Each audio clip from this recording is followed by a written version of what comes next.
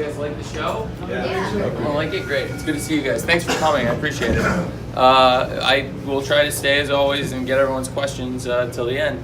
Who wants to go first? There was a real scary moment with Joey after his match where all the medics came to the ring, a bunch of referees, agents. How is Joey and everything like that? Joey's absolutely going to be okay. I wanted to get everyone out to check on him immediately and called for people right away. When the referee called for help, sent people, and Jack was back there, and Jack and Joey are super tight. Jack wanted to come in and check on Joey as a friend, and it was he's totally going to be okay, and I think he'll be at Dynamite in Nashville on Wednesday. Okay, good. The judges concept is a really cool concept. Having the three judges there for the world title match. I wondered, what's the plan going forward in terms of having judges? Is it kind of as and when it calls for? Is it all the time? What's the strategy going forward? Yeah, I think when we have really big matches where we want to make sure that there's not going to be a draw. If we have three judges and say there has to be a winner, at least it gives people the guarantee that if there is a draw, there'll be a vote and there's going to be a winner. So at least it'll give that finality.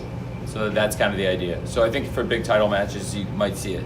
Tony, Chris felt that having Dean Malenko out there was unfair due to their past rivalry. Did he have any voice any concerns to you about that before the match? Because he definitely got into it with Dean a little bit during. Yeah, that was great. I think we thought that might happen, and we thought that would be great wrestling television. So that was part of it. But frankly, Dean's a official of the company, and you expect Dean to be professional, and I think Dean would vote for the best man. I don't think anybody would think Dean Malenko would be an impartial kind of guy. I think that's what made it work, and I think that's what why it's great for the fans and why everyone liked it, because Dean Malenko kind of represents the kind of great champion that you'd expect to have integrity as a judge. Tony, for a longtime wrestling fan, what is it like for you to have an event in an iconic building like this? It's really cool because I've followed events my whole life in this building. It's a great building with a lot of history in wrestling, and I've frankly it's no secret that I've played around writing wrestling shows my whole life, and I'd be lying if I said I hadn't written a lot of shows here. It's my first full gear here. I've done a lot of Dynamites here. I've never done it. It was honestly very special. I think if I had to go to an island, I was just saying this to people before I came in, if I had to go to the desert island, if I could only take maybe 2 pay-per-views, I'd probably take Double or Nothing and Full Gear.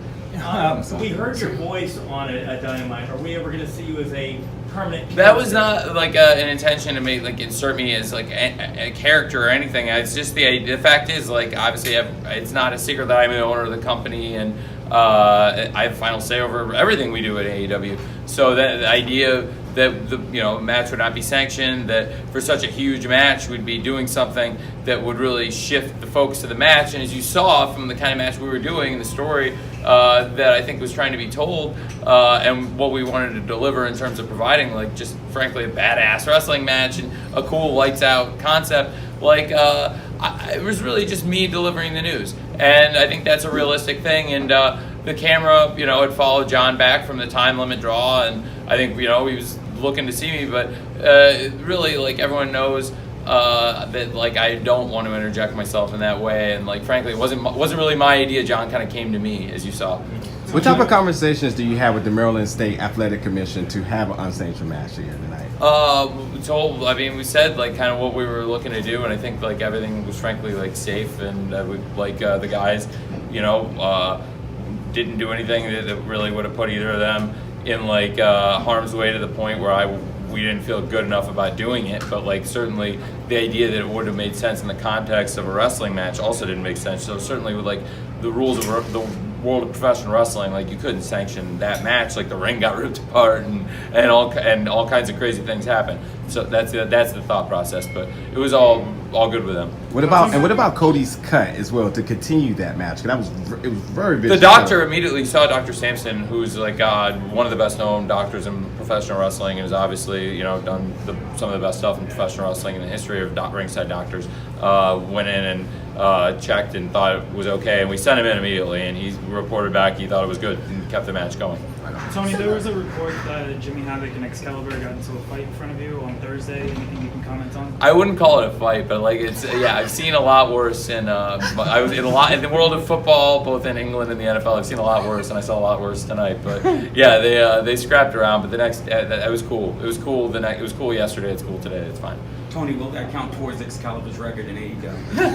I wouldn't. It would be a draw. I think if we're at best. But Keeping in mind your comments about not being an on-screen figure, and we just had Jericho and Hangman kind of throw out their own challenges, are you going to take the talent, consider their suggestions into consideration, or are you really looking at like what's the best match? no, we're week to doing week? those matches. Those matches, we can. They were gonna. I mean, since are you asking me if those were doing the matches they asked about? Yes. Yeah, and those on the bigger specific picture. matches. Yeah, I think we do take that into consideration, and we were gonna, I think, confirm that coming out of here because I'm good to confirm those matches. So we will sanction those matches. So yeah, this week on Dynamite, it will be Chris Jericho and Sammy Guevara versus Scorpio Sky and Kazarian for the tag team title, and we'll see if the Inner Circle can take all the championships in AEW. And it was big for Chris, and it was a big night. It's his birthday, and for him to lay down that challenge, I think SCU want the match, and that's a huge match for Dynamite. So it is going to be the Inner Circle versus SCU for the tag title, and then Hangman Page came in and he wants the rubber match with Pac. And the last time they were in the scrum, it went very differently. Like Pac was the one who came in and wanted in the scrum. This time, I think Hangman, even though he won tonight, and a lot of people thought he would feel like he kind of settled it, he feels like there's unsettled business. So that's definitely going to be another huge match on Dynamite. So yeah, we're going to do that. It's going to be Hangman versus Pac also. What's the next So the schedule for pay-per-view? AEW's women's division. Oh, sorry. The AEW's women's division. The match, the title match, was about 13 minutes, and then the other match was in the pre-show. Been reading a lot of criticisms. Being worried about the lack of time in the women's division. It wasn't originally supposed to women's match. The Brit be. I've had, so just so you know, I feel very strongly about that program. I was very heavily involved in the layout of that program from the beginning. I worked on the women's battle royal, casino battle royale in All Out, and very closely with them. And the idea of planning we wanted Brit and B to be a major issue for a really long time, and they've been seeds we planted for a long time ever since Britt first got hurt to work it into a big feud with a major personal issue. And I think the promos that both of them have done built it into a huge match. I wanted it to be on the pay-per-view. I felt a lot of, like I said, we put a lot of involvement into it. It was probably the first match that I myself had that much involvement in, actually laying out, was the Battle Royale, where they were the final two along with Nyla, and they kind of knocked each other out when B kind of screwed over Britt. And so I wanted it to be on the pay-per-view, but because of some timing circumstances, and in terms of somebody having a personal situation that was completely understandable, we ended up moving another match that was going to be on the buy-in originally, the way we had it laid out, even as recently as a week ago. We switched it, but originally that was going to be on the pay-per-view. That was important to have both those matches on the show. So how do you ensure that the division keeps growing and keeps getting a bigger spotlight as you guys grow and move forward? Well, it's really important to us. Work really closely with Kenny Omega and Brandy. Constantly looking for talent. We've been signing. We'll be able to announcing more talent we've signed.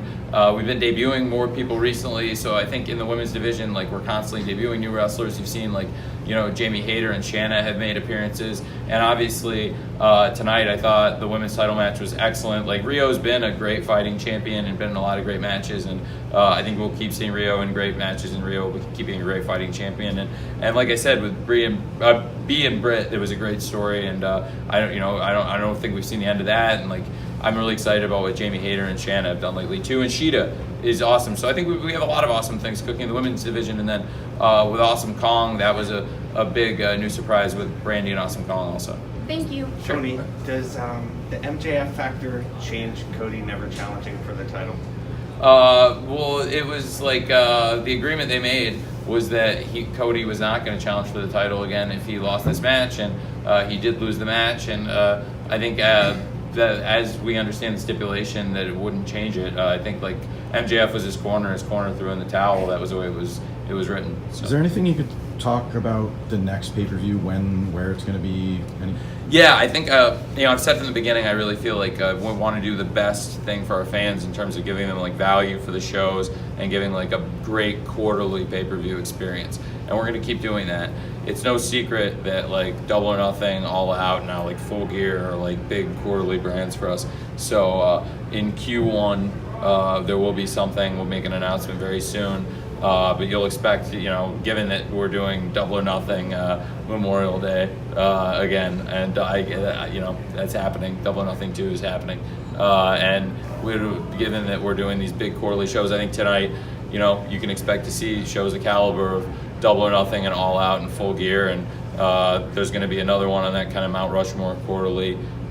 Big pay-per-view shows that we want to give people, and I'll make an announcement along with all of us here soon. I'm really excited about it, but I can't give you all the details about it yet, but it's going to be awesome. Hangman said it was going to be cowboy shit, and he wanted to have the chaps in the entrance. You have any thoughts on that? I think that's super legit. I've always supported the idea of Hangman wearing chaps like all the time, so that's awesome. Are they going to remain in the same cities? I can't necessarily say whether they'll all be in the same cities, but Double or Nothing will be in Vegas. Double or Nothing is going to be at the MGM Grand, and All Out is going to be in Chicago. Yeah, so those are that I can say. And Baltimore's been awesome. I mean, the support we had here was amazing. I don't know. I don't have anything committed yet, but I think it's certainly something we want to do. Tony, can I ask you a little bit about the ratings kind of in the US and the UK? The ratings have been really good. You guys, you've hit 1 million a few times. You have been the biggest wrestling show on Wednesday nights so far. Even the UK, the numbers have been pretty good. How are you feeling about it? How are the networks feeling about it? Is it above expectations? Are you reaching expectations? People are kind of curious, I think. Yeah, we've I think we've at times doubled expectations. We've been, every week we've been way above the expectation and done really well. And if you told me going in, at this point that, when I saw you guys, because last time I saw you, a lot of you guys was after Washington DC, the debut of Dynamite. And after that, we found out we did very well in the rating, and then since then, the shows have continued to do well. And also, it's really important to me that they've been really good. Like last week's show was awesome. If I had to go to like I said before, if I had to go to the desert island with 2 pay-per-views, same thing. If I had to go to desert island with 2 TV shows, one of them would definitely be Pittsburgh. Like Pittsburgh, the 4th episode, that's the best episode of wrestling television I've ever seen, personally. Like with all the great wrestling on that show and the concourse brawl. Like to have an angle that hot and the amount of good wrestling we got into one show, I thought that show was fantastic. Good, like 5 amazing matches, and another match that was to me was very good, and like one of the hottest angles I've seen on TV, all in a 2-hour wrestling show, and it all fit in there, and it just all came together. That's a perfect show to me. Philadelphia was also right there, and then this past week in Charlotte, it'd be a tough choice for me between Philadelphia and Charlotte. And to me, we just have to keep trying to do stuff like that every week. I'm really excited that we already going into this week now, coming out of such an awesome pay-per-view. Now you guys know the Inner Circle's challenging for the tag team championship. Chris and Sammy have been really hot. Chris and Sammy have a valid point.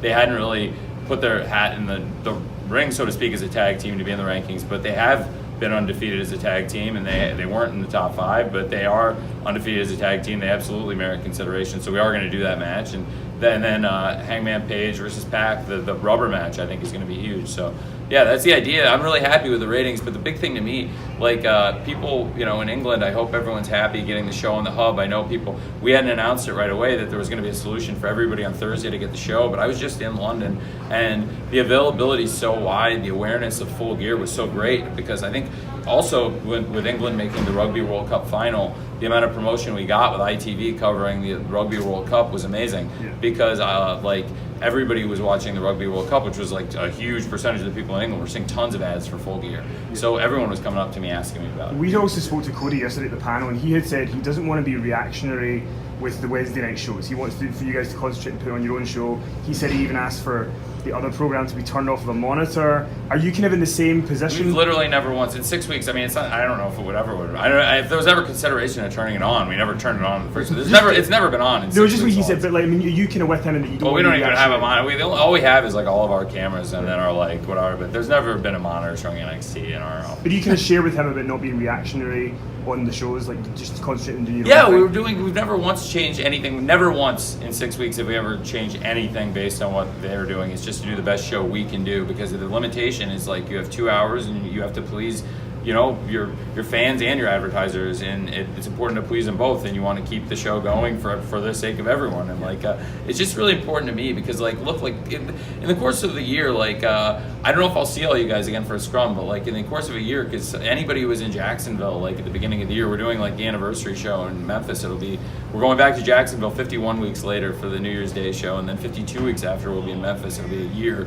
from when we started in Jacksonville in the parking lot of the stadium and where we've come. But like, we've shifted wrestling. Wednesday night is the night to watch wrestling now. And like, think about what we've done in a year. We've done a few of the best pay-per-views I've ever seen. Like, you know, and then what we've done for TV has shifted the landscape completely. So I'm really proud. But like, tonight's pay-per-view, I'm just like really happy for the guys, because like, to be here, everybody's fine. We were out with like any serious injuries, thankfully, and I'm really happy for them, because like, you know, a lot of guys like sacrificed. I guess that, you know, they did. I mean, everybody's a part of this awesome company, but there were people that like when they came here, they didn't know what they were getting into.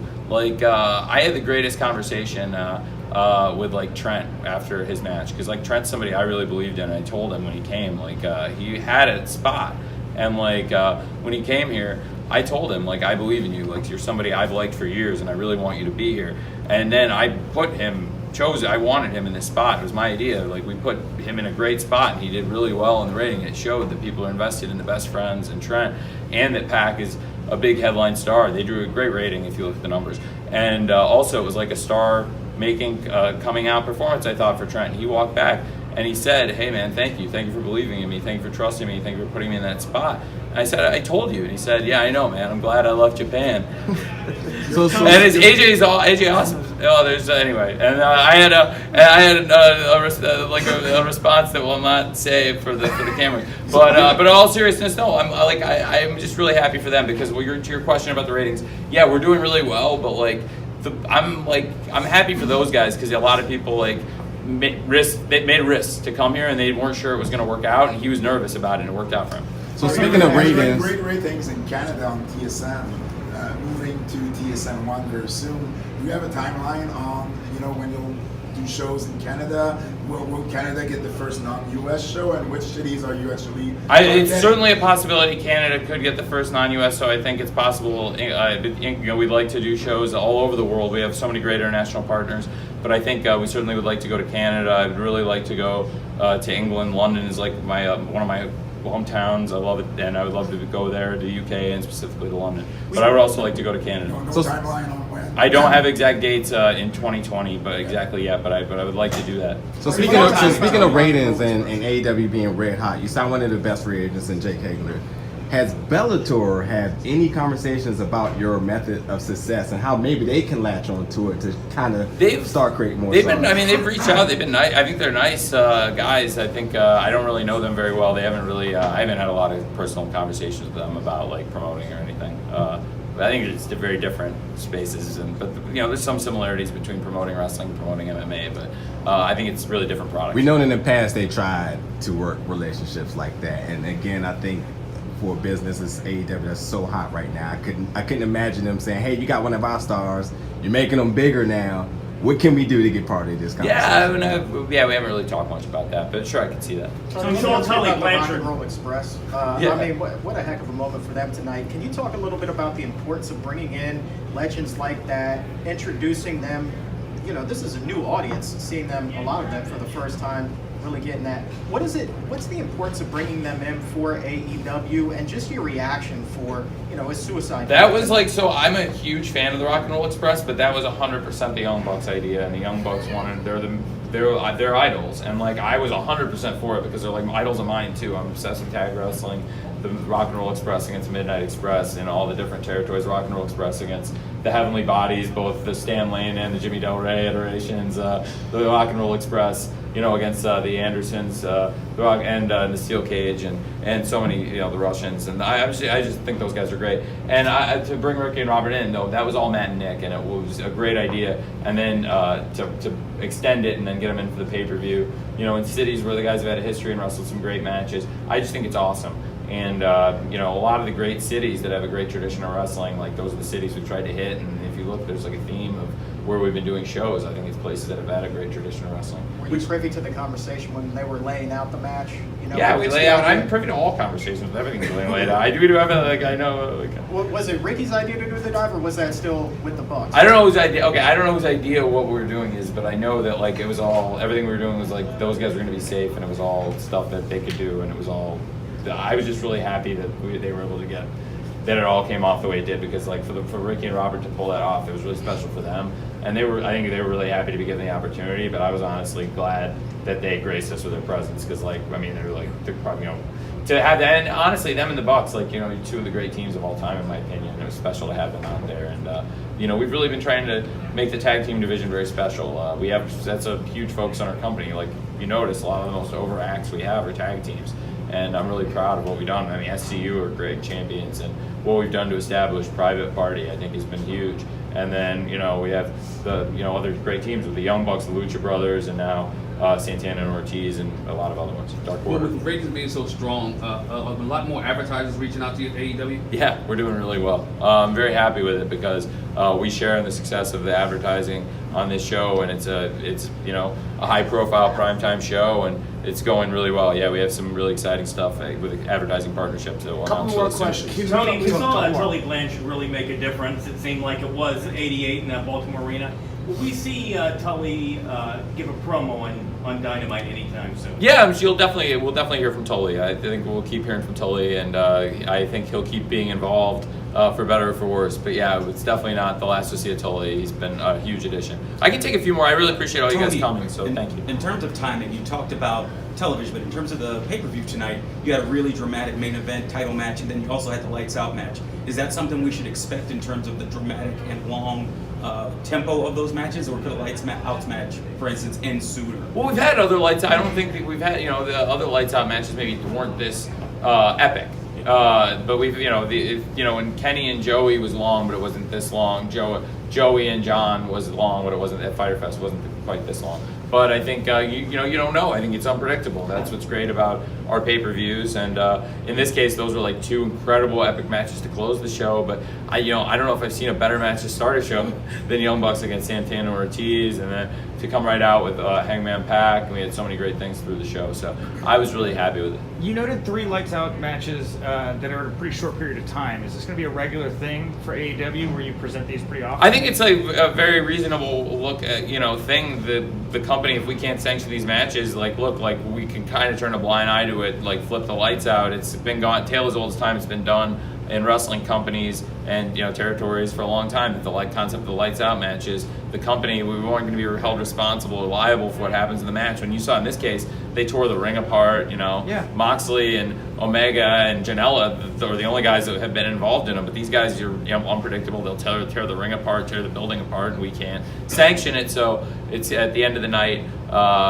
We kind of don't count them because of the nature of the match. They go all over the place. Sure, but will they be regular? Will we see a I lot don't of think these? we'll see. I mean, in the course of a year, we've seen those 3, and it's not something I expect to see that often. But certainly, in the case of what's happened with Omega and Moxley, I thought was very appropriate, and that was certainly the appropriate match and the appropriate way to kind of do it tonight, because you didn't know what those guys are going to do, and I'm glad we made it the lights out match tonight, because they literally tore the ring apart, and we wouldn't have been able to continue the show after they ripped the ring to pieces. Tony, getting back to last Wednesday, I got to ask you about Jericho's video package.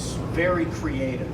What was the process in putting that together? Can you talk a little bit about the effectiveness of it? It was Chris's idea, because after Cody's video package, Chris had the idea to parody Cody's video. It's a shot-for-shot remake. A lot of people, it's amazing to me, across friends in Hollywood and sports, in the NFL, there's so many people that loved it, but a good percentage of people just loved it and didn't realize that it's a shot-for-shot remake of Cody's video. They just thought it was great in and of itself, and I think that's great satire. I think that's when something is kind of hits. So Chris, it was his idea, and he worked really closely with the guys at Comeback Studios and Kevin Sullivan and Comeback, who put together great video packages for us. But Chris was very hands-on. So 2 production questions. The AEW Twitter tweeted out a picture that did have a USA monitor on that. Care to comment? Where? On their Twitter account tonight, they showed a picture of the production truck, and there was a monitor for USA. Yeah, that's not I don't know what they're watching in the truck. I'm just talking about the Gotcha. position where I'm at. We don't have a TV that would even have cable on it. It's just we have the feed of our own show, and then I have the 8 to 10 cameras that we choose to go from. So yeah, I don't know what they could be. I think sometimes they have football during So I don't know between stuff's going on during the day. But you meant during the show. I don't know what that. I can't really be there and be in the position by the but but the gorilla position, so I can't do. Yeah, both. no, I just wanted to clarify because you said the monitor wasn't on, but then. Oh, I don't know if they. production- Well, I don't know what they are. I just meant in my position where I am, Okay. like where because well maybe yeah. And they could have been referring to the truck too. I was saying like I've never seen a monitor on where I am. Gotcha. Like yeah, I can't speak to the truck. I go out in the truck like before the show for VTRs, but that would be like long before anybody else's show. That's like before the sun goes down. Gotcha. Yeah. And then second one, people were commenting that the crowd didn't sound as loud tonight, but in the arena it obviously sounded pretty loud. People who watched on TV said it wasn't as loud. Was the crowd mic'd differently or anything? I sounded well. I was see. It sounded super loud because I was sitting. I'm sitting right behind the curtain, so it sounded. To me, it sounded super loud too. So if it didn't sound as loud on TV. Yeah, that's what people Well, said. it's hard. We'll have to go back and watch because I was just there, But as we were, it sounded super loud because I was sitting in under the. But yeah, we'll see. I thought that was a great crowd. It was obviously we had a great turnout. And we sold a lot of tickets late. It was so I was super happy with it. I thought the crowd sounded really good, but I'll have to watch and see. It's interesting. Maybe we have to check with the acoustics when we come back. Maybe we might get differently, but I thought it was a great crowd. Tony, you talked about being comfortable with the concept of the lights out match tonight coming in, but as you watched the match unfold, did you have any second thoughts at all? Oh, it was pretty. Yeah, it was pretty gruesome. I was very concerned for both guys because they're obviously two of the biggest stars, not just two of the biggest stars in AEW, but two of the biggest stars in wrestling. So obviously, like in sports and wrestling being no different, you always worry about like injuries. And in the case of both guys, I was very concerned about both their well-being and also just like even if it's just a short-term injury, something that's going to keep them from being able to compete on Dynamite because we need him. And I'm not sure. Hopefully, Kenny will be available. If Kenny's not back this week, I don't think it's anything that's going to keep Kenny out super long-term. But certainly, Kenny had a rough night in John, and was no picnic for him either. But yeah, we were concerned about it for sure. But it was a great match. We were really happy with it. I think fans seemed like they really liked the show from what I've heard. I'm glad you guys liked it. One You more, just one noted- more question, please. Sure. You just noted that you had a big walk-up market tonight. Is that encouraging that, like you're looking at the pre-sale figures, like maybe you're not selling as much, but knowing that, you have a hot market like this that might come out the day of and It's give you a really better crowd? encouraging, yeah. But honestly, I really attribute a lot of it to the wrestlers and the hard work they did promoting the show. Because like SCU went out and did some promotional work, and so Scorpio Sky and Kazarian, they've been great as tag team champions representing the company. Chris Jericho's gone out and done some media work, and Cody and Brandy went out and did some really good work. And I think it made a huge difference in the time running up to the show and the local community here in Baltimore. And also, Washington, D.C., not far away, there's been so many great people that have really supported us in these markets. And really up in the East Coast, we just had incredible support. So I wasn't surprised by it. That's been like a theme with our shows. We've had a lot of instant sellouts. And when we haven't had instant sellouts, we've had those kind of great walk-ups because, our wrestlers are really engaged with the fans. By the way, if there's anybody that came a long way and hasn't got a chance to ask a question, I feel terrible. So if there's, I got one more question. Sure. Some historic cities. How about Richmond, Virginia? Yeah, Richmond, Virginia would be a great city. That's honestly a city I would absolutely love to run. I think that would be a great place for us to run. We haven't booked it yet, but as we go, I think that'll be announced. I was really excited. We just announced, Jacksonville and Memphis is the first two cities of 2020, and I think that Jacksonville is obviously my home, and there's a great tradition of wrestling, both Florida wrestling and WCW ran Jacksonville a lot. And now, for us, we established Fight for the Fallen there. I'm excited to go there. I'm excited to go to Memphis. Richmond would be great, and we'll definitely put that on the list. I'll talk about that with Raph. Is Madison Square Garden on the list at one point? Well, certainly is a building we've had talks with, and I would love to run a show in New York. Certainly, we've been very popular in New York. We've been the #1 wrestling show in the 18 to 49 demographic in New York City on any night, not just on Wednesday, on cable. So that's pretty great. And for me, I would love to go to New York, and MSG is a great building there, but there's a lot of great buildings that we could run in New York. Thank you guys. I really appreciate you guys always coming to these. I think we'll announce soon when the next scrum is. Certainly the next pay-per-view will have one, but I think maybe between now and then we'll have one at TV. And I really appreciate those of you who keep coming to these, always coming. And thank you for coming and covering the show, supporting us. And if there's anything I can do for you guys, please reach out. I'm going to, between now and the next Dynamite, try and do some more interviews. And certainly at some of the TV shows, if any of you guys want to come to Dynamite, even though we don't have a scrum, I can do interviews and stuff. Thank you for coming. Cool. Thank you, Tony.